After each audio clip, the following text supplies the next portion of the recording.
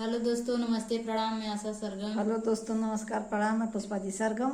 आप लोग के सामने हम लोग लेकर आए हैं देवी पचरा। आप लोग सुनिएगा, जैसा भी लगेगा वैसा बताइएगा।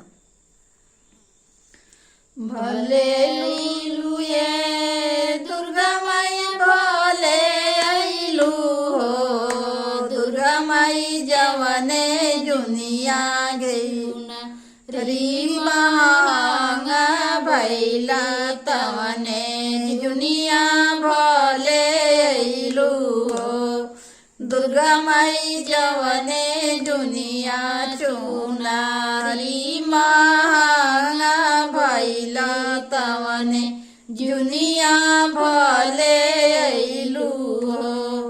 भले आइलू ए काली माई, भले आइलू हो काली माई, जवने जुनिया गिरुआ महंगा भैला तवने जुनिया भले आइलू हो। काली माई, जवने जुनिया घिउआ महंगा भैला तवने जुनिया भले आइलू हो।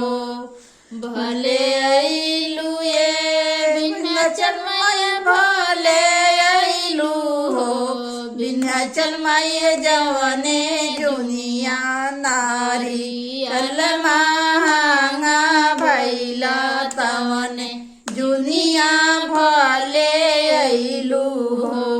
विंध्याचल माई, जवने जुनिया नारियल महंगा भैला तवने जुनिया भले आइलू हो।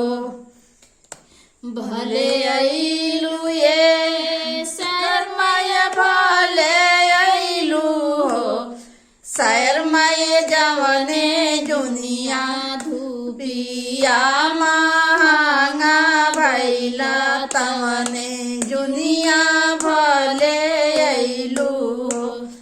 सर माये, जवने जुनिया धूपिया महंगा भैला तवने जुनिया भले आइलू हो।